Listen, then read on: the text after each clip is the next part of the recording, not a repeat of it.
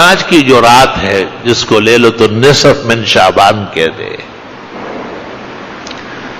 مشہور ہے کہ اس رات میں سال بھر کے اعجال لکھے جاتے اور ارزاق لکھے جاتے اور آنے والوں کے اور جانے والوں کے اور تکلیفوں کے اور راحتوں کے فیصلے ہوتے ہیں۔ اس میں طرفین کے علماء ہیں، کچھ علماء ایسے ہیں جو اس کو بالکل دروغ قرار دیتے کہ یہ جھوٹی روایت ہے، کہ کوئی حقیقت نہیں، اور ان کے متبعین میں سے بعض لوگ ہیں جو لوگوں کو اس رات کی عبادت سے منع کرتے یا اس دن کے روزے سے منع کرتے ہیں۔ درست بات یہ ہے کہ یہ رات ثابت ہے، اور اس کے ثبوت کی 3 دلیلیں ہیں۔ ایک تو یہ کہ 1400 سال سے اسلام اور اسلامی کتابوں کے اندر اس کا ذکر خیر ملتا ہے۔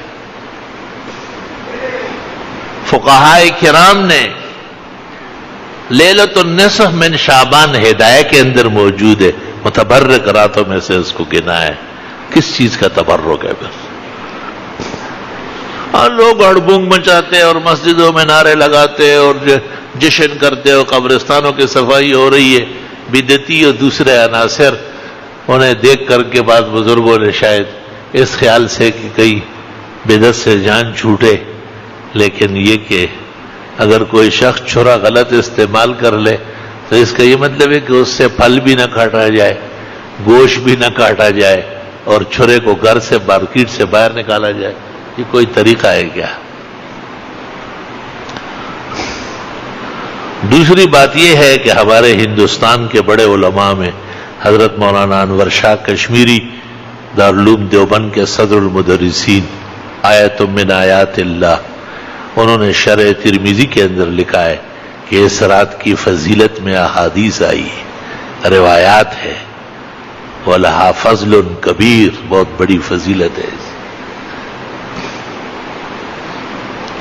اور تیسری بات یہ کہ بلاد عرب کے انور شاہ شیخ زید الکوثری رحمت اللہ علیہ، جو حضرت شاہ صاحب کے پائے کے بزرگ عالم گزرے ہیں، انہوں نے اپنے مقالات میں 2 مقالے رکھے ہیں، فضیلت لیلۃ النصف من شعبان، اور بڑے بڑے اکابر محدثین کی عبارتیں نقل کی اور فرمایا کہ اس میں 8 حدیثیں ہیں، 5 واقعی کمزور ہے لیکن 3 حدیثیں بالکل صحیح ہیں، جن سے رات کی فضیلت اور دن کے روزے کا استحباب معلوم ہوتا ہے۔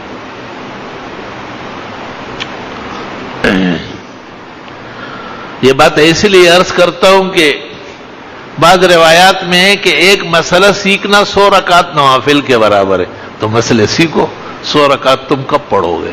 2 دن اور بھی آ جاؤ تب بھی نہیں پڑھو گے۔ اور کہتے ہیں کہ علم کا ایک باب، جیسے تفسیر کا ایک باب، فضائل کا ایک باب، اس کی اہمیت کا ایک باب، اس کی فضیلت کا ایک باب، اس رات کے ثبوت کا ایک باب، اس رات کے آداب و احترام اور اس میں اعتدال اور میانہ روی کا ایک باب اگر سمجھ لیا جائے تو 1000 رکعت نوافل کا ثواب ملتا ہے۔ یا اللہ! تو میں نے بھی اس خیال سے کہ آج کی نشست میں اسی سے متعلق مسائل بیان کرتا ہوں تاکہ ہمارے بھائیوں کو اور ان کے توسط سے ہماری بہنوں کو، بیٹیوں کو اور بھاوجوں کو بھی گھروں میں علم کی روشنی نصیب ہو جائے اور وہ بھی 100 رکعت نوافل اور 1000 رکعت نوافل کا ثواب حاصل کر لے۔ یہ اللہ کے احسانات کے قبیل میں سے ہیں۔ جس طرح آدمی کتنی محنت کرتا ہے اور کتنی مشقت کرتا ہے اور وہ اول سے لے کے اخیر تک قرآن شریف پڑھتا ہے، ایک قرآن پڑھ لیا، بہت بڑا کام ہے، اللہ نصیب فرمائے۔ لیکن حدیث میں کہ سورہ اخلاص ثلث قرآن ہے، 1/3 ہے، تو علماء کہتے ہیں اگر یہ 3 دفعہ پڑھ لیا جائے تو بھی ایک قرآن کا ثواب مل جائے گا۔ 1 لاکھ 1.25 لاکھ سے تو کم خرچہ نہیں ہوتا عمرہ کرنے کا، اور حج کا تو سرکاری اعلان 3.5 لاکھ کا ہوا ہے۔ 1 لاکھ اور 3.5 لاکھ ہم فقیر و عاجزوں کے لیے مہیا کرنا کوئی آسان کام ہے؟ لیکن یہ عجیب بات ہے کہ جب آدمی عمرہ کرتا ہے کتنے جلوے پاتا ہے. عمرے اور حج کی فضیلت کے بیان سے زبان عاجز ہے، انسانی تگدوں میں نہیں کہ وہاں کے احوال. بلکہ میں نے کتابوں میں دیکھا ہے کہ اگر کسی کو اتنا تھوڑی دیر نصیب ہوتی ہے کہ کعبہ شریف کے ایک دروازے سے اس کو داخل ہو رہا اور دوسرے گیٹ سے نکلنے کا وقت مل رہا ہے تو بھی انکار نہ کرے. مغفرت کے لیے اور اللہ کی رضا کے لیے یہ تھوڑی دیر بھی کافی ہے. اس پر بھی فخر و شکر کرے ہو کہ ایسا نہ ہو کہ آئندہ یہ بھی نصیب نہ ہو جائے. جیسے علماء نے لکھا ہے کہ اگر کسی کے دن اور اوقات حرمین میں بڑھنے لگے، 10 دن کے لیے گئے تو 12 دن ہو گئے، یہ 15 دن چاہتا تو 17 دن لگ گئے. قبولیت کی علامت. اللہ تعالیٰ نے اس کو مزید مہمان بنایا ہے. مہمان سے جب میزبان خوش ہوتا ہے اس کو روکتا ہے، کہتے ہیں مت جائیے، رہیے ذرا. اور جب مہمان بدتمیزی کرے تو ڈانگ لے کے اسے نکل جاؤ، آئندہ ادھر کا رخ کیا تو اچھا نہیں ہو. بس تو ایسے لعنتی فرقے ہیں، ایسے گندے لوگ ہیں جو وہاں قدم رکھنے کے قابل نہیں. نہ ان کی امام کعبہ کے پیچھے نماز ہوتی ہے، نہ امام مدینے کے، پھر بھی جو ہے نا ٹھیکیدار دین کے بنے ہوئے. شرم تم کو مگر نہیں آتی. یعنی اوقات وہاں بڑھ جانا خوشبختی. کم سے کم کے لیے بھی کہا کہ انکار مت کرو، اور وقت بڑھ جانے پر مستقل انعام ذکر کیا، شکرانے بتائے کہ مبارک ہو، آپ تو 10 دن کے لیے آئے، 11 دن ہو گئے. آپ 11 دن کے لیے آئے تھے، 12-13 دن ہو گئے.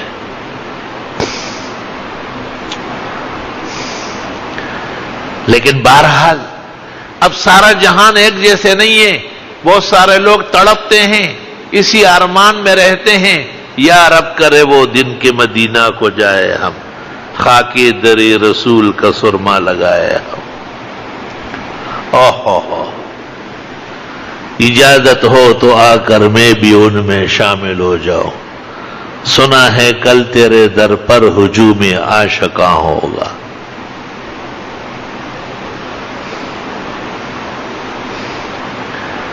بہت سارے لوگ ایسے ہیں کہ اسی ارمان میں اور طلب میں رہتے ہیں، لیکن اسباب مہیا نہیں ہوتے اور وہاں جانا بظاہر مشکل لگتا ہے.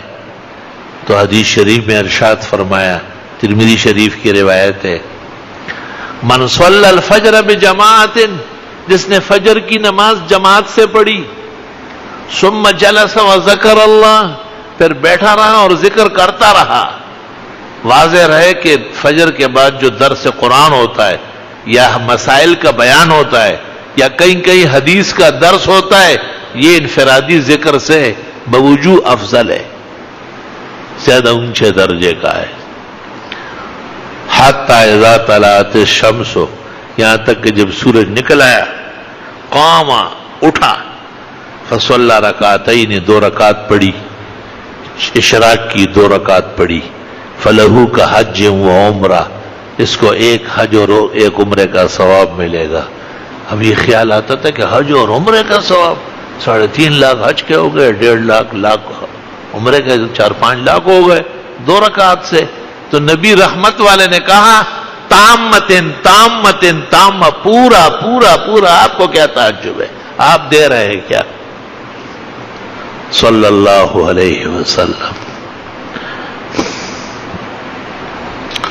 اللہ، کوئی شک نہیں ہے کہ اس میخانے کا محروم بھی محروم نہیں ہے، اور اس دین کا کمزور سے کمزور مسلمان بھی اللہ کے ہاں ایک نہ ایک دن انشاءاللہ سرخرو ہوگا اور بڑی عزت اور اکرام کا انعام پائے گا.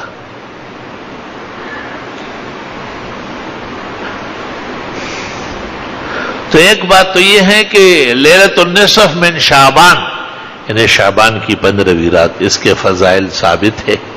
لوگ انفرادی عبادت کر سکتے ہیں، بعض جگہ نفلوں کی جماعت ہوتی ہے، خلاف شرع ہے، بعض جگہ صلاۃ التسبیح با جماعت پڑھتے ہیں، حرام ناجائز. نفل کی جماعت حرام ہے، فتاوی عالمگیری میں لکھا ہے کہ ایک آدمی پڑھ رہا تھا اور ایک ساتھ کھڑا تھا تو خیر ہے، لیکن دو اور آ گئے تو سلام پھیر دے اور توڑ دے نماز. اور فرمایا کہ اس لیے کہ 3 آدمیوں کی تو پوری جماعت ہوتی ہے، اور یہ باقاعدہ اشتہارات نکالتے ہیں، اخبارات میں اعلانات کرتے ہیں، ہاتھ اٹھائے ہیں مگر لب پر دعا کوئی نہیں، کی عبادت بھی تو وہ جس کی جزا کوئی نہیں. اللہ تعالیٰ بدعات سے اور فسق و فجور سے اور خاص کر عبادت کے رنگ میں محفوظ فرمائیں. یہ جو پٹاخے پھوٹتے ہیں اور ان راتوں کے اندر قسم قسم کی یہ آتش بازی ہوتی ہے، شاید آپ نے اس پر غور نہیں کیا ہے، یہ ہندوؤں کا رسم ہے. اور ہندوؤں کا رسم کیوں ہے اس کو سن لو، صرف ہنسنے سے کچھ نہیں ہوگا. دیر تک آپ ہنس لے تو ایک پائی بھی آپ کو نہیں ملے گی، سنجیدگی سے سن لے تو نسل آباد رہے گی. چونکہ اسلام میں یہ ہے کہ متبرک راتوں کے اندر سکون ہو، آرام و راحت ہو. بخاری شریف میں ہے رسول اکرم صلی اللہ علیہ وسلم اپنے گھر سے نکلے اور مسجد نبوی آ رہے تھے کچھ ضروری مسئلہ بیان کرنے کے لیے. آپ نے راستے میں دیکھا کہ 2 مسلمان ایک دوسرے کے ساتھ تو میں کر رہے تھے اور غصے ہو رہے تھے. آپ بہت غمگین ہو کر کے آئے، ممبر پر بیٹھ گئے اور آپ نے کہا کہ مجھ سے وعدہ ہوا تھا کہ لیلۃ القدر کی متعین گھڑی کہ وہ 21ویں ہے یا 23ویں، 25 ہے یا 27 یا 29، ایک ہی رات متعین کر کے دوں گا. لیکن میں نے دیکھا کہ 2 آدمی راستے میں زور زور سے چلا کے ایک دوسرے پر گرم ہو رہے تھے. حق تعالیٰ نے مجھے کہا کہ اب ضرورت نہیں ہے اس امت کو دینے کی، ان کے ہاں تو ایسی بے اعتدالی. دونوں صحابہ تھے، مسلمان تھے، بے قصور تھا، ان کو معلوم نہیں تھا کہ ہماری اس غلطی سے اتنی بڑی پکڑ ہوگی. اور یہ چونکہ مسلمانوں نے اس رات کو بڑی محبوبیت سے بڑے سکون سے منانے کی کوشش کی. آگے دلیل سن لو. دوسری دلیل یہ کہ ہماری فقہ میں ہے کہ متبرک راتیں مسجد میں منانا مکروہ ہے. اجتماع کرنا مسجدوں میں کراہت سے خالی نہیں ہے. نور الاضاء فقہ کی پہلی کتاب ہے، اس کی عبارت سن لو. وَيُكْرَهُ احیاء اللیالی المتبرکہ واجتماعها فی المساجد. متبرک راتوں کے لیے اکٹھے ہونا اور ساری رات مسجدوں میں جاگنا یہ مکروہ ہے، کیونکہ اس میں بھی ہڑبونگ پیدا ہوتی ہے، اس میں بھی بدنظمی ہوتی ہے. وہاں ایک لیٹا ہوا ہے، ادھر ایک پڑا ہوا ہے. چونکہ مسلمانوں کے ہاں متبرک راتوں کے اندر بڑا سکون، بڑی راحت اور بڑا وقار کے ساتھ راتیں منائی جاتی تھی. اس واسطے ہندوؤں نے پٹاخے پھوٹنا اور شرشریاں چھوڑنا اور آگ برسانا شروع کیا تاکہ ان کی راتوں کی فضیلتیں ختم ہو جائیں. ملک آزاد ہو گیا لیکن نظریہ آزاد نہیں ہوا. جتنے دیکھو تھی ہوتے انکل ہوتی، جہاں تھے وہیں سے وہی چلتا ہے. ہمارے مسلمان بھائی غلطی سے کر رہے ہیں، نہ وہ ہندو ہے، وہ ہندوؤں پہ لعنت بیچتے ہیں، لیکن انہیں سمجھانے کی ضرورت ہے. حدیث شریف میں لوگ زبردست سونے کے اور یاقوت مرجان کے کان ہیں، معدنیات کے خزانے ہیں. کاش کہ ان کو دین سمجھا دیا جائے. اس لیے فرمایا کہ ایک مسئلہ سیکھنا 100 رکعت نوافل کے برابر ہے، اور علم کا ایک باب پڑھنا 1000 رکعت نوافل سے افضل ہے. بہت سارے لوگ کہتے ہیں کہ جی گھروں میں اتنا ماحول مہیا نہیں ہے. تو گھر تو آپ کا ہے، گھر میں تو آپ اور آپ کے بال بچے رہتے ہیں. اپنے گھر میں جیسے آپ نے ٹی وی کی جگہ بنائی ہے، اس طرح آپ نماز کی جگہ بنا لیں اور وہاں گھر کی بیویاں نماز پڑھے، چھوٹے بچے قرآن شریف وہیں پڑھے. اس کا یہ فائدہ ہے کہ پیشاب کرنے والے بچے وہاں نہیں پہنچیں گے، تو تختہ پوش رکھ لے پرانے زمانے میں چبوترا بنتا تھا جس کو صوفہ کہتے ہیں، پیغمبر کی مسجد کے ساتھ بھی ایک اونچی جگہ بنی تھی اس کو صوفہ، جس کو اردو کے اندر چبوترا کہتے ہیں اور پشتو میں دن گاچا کہتے ہیں، تاکہ گھر کی مرغیاں وہاں جا کے بیٹ نہ کرے، چھوٹے بچے رینگتے وہاں جا کے پیشاب نہ کرے، تو گھر کے اندر عبادت کی جگہ تو ہونا چاہیے۔ قرآن کریم سورۃ یونس میں ہے کہ حضرت موسیٰ علیہ السلام نے فرعون کے مقابلے میں بنی اسرائیل کو کہا تھا کہ اپنے گھروں کے اندر نماز کی جگہ بنا لو۔ علماء دین کہتے ہیں کہ فرعون ان کو باہر مسجد نہیں بننے دیتا اور نہ مسجد میں نماز پڑھنے دیتا، تو حضرت موسیٰ علیہ السلام نے کہا کہ اپنے گھروں کو ایسا بنا لو جس میں عبادت کرنا آسان ہو، گھر میں وضو خانہ، تاکہ روزانہ آپ بیسن پہ کھڑے رہیں گے اور یوں کرتے رہیں گے ہاتھ۔ یہ پرایا گھر ہے، یہ 2-3 دن کے لیے گھر ہے، اس کے تو آپ ہزاروں روپے کرایہ جا رہا ہے، اس کے تو آپ کروڑوں روپے خرچ کر کے مالک بنے، تو اپنے آزاد اور ملکیت کے گھر میں بھی آپ غلام رہ رہے ہیں۔ مسئلہ ہے نا، 100 رکعت نوافل آسان کہا، 100 رکعت نوافل قواعد، اس کو مسئلہ کہتے ہیں۔ آپ خود بنا رہے ہیں، اللہ توفیق دے، اپنے گھر اللہ سب کو نصیب کرے۔